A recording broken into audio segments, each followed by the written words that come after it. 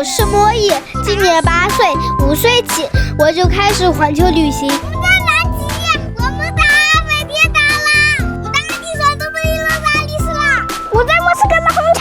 爸爸妈妈用自行车拖着我去过7大洲，42个国家，你知道吗？坐自行车旅行真的好好玩，又可以吃芒果，又可以玩玩具，还不用自己的。所以他们俩在我心中是全世界最厉害的人。但很少人知道，这已经是他们俩的第2次环球旅行，因为在我出生以前，他们就已经骑着自行车环游过世界。这个故事要从13年前讲起。13年前，我和他决定一起骑着自行车去看看这个世界。我们从伊朗出发，穿过欧洲，骑到美洲，来到巴拿马了，骑了差不多2万公里，500天，36个国家，28000公里。这一路上，我用了一个很疯狂的方式向他求婚。这个故事我以后再慢慢讲给你听。后来我们在佛罗里达结了婚，又有了儿子莫伊。这么多年过去了，我越来越清楚一件事情：真正改变我们一生的，不是去了多少个国家，也不是看了多少风景，而是这一路上我们遇见的那些人。OK， 拜拜 ，Derry。在伊朗的卡上有个叫穆罕默德的大爷。我们路过他家的时候，他把我们拉进了家门，留我们吃饭住宿，带我们逛他的家乡。那几天，我们叫他伊朗爸爸。分别那天，他甚至借了1辆自行车，骑了30公里送我们出城。Come back here. Okay, come back. Okay. Come back, Kasha. Okay， 我们会回来的。Thank you very much. 分别的时候，他抱着我们哭了。Come back, Kasha.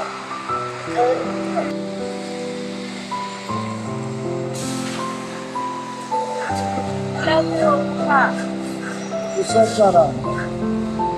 Papa, Usetara.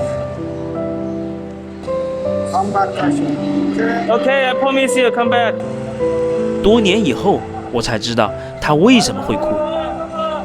在爱尔兰歌里，我们认识了 Emily。她第一次见到我们，就热情邀请我们进屋。她像对待自己的孩子一样对待我们。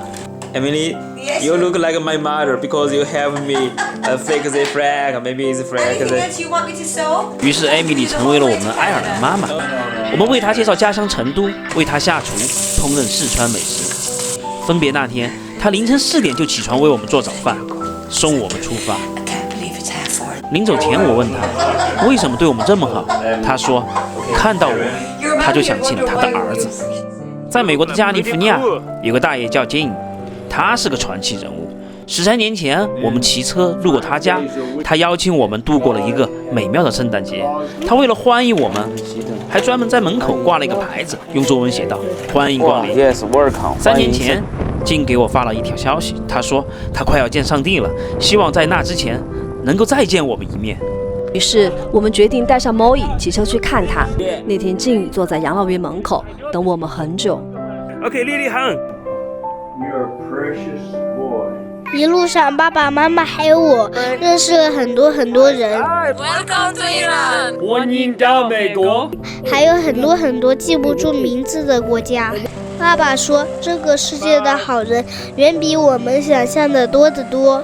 去年，我们家又有了妹妹。妹妹，以后哥哥带你环球旅行。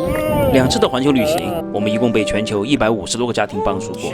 关注我们家的冒险，我想把他们的故事一个个讲给你们听。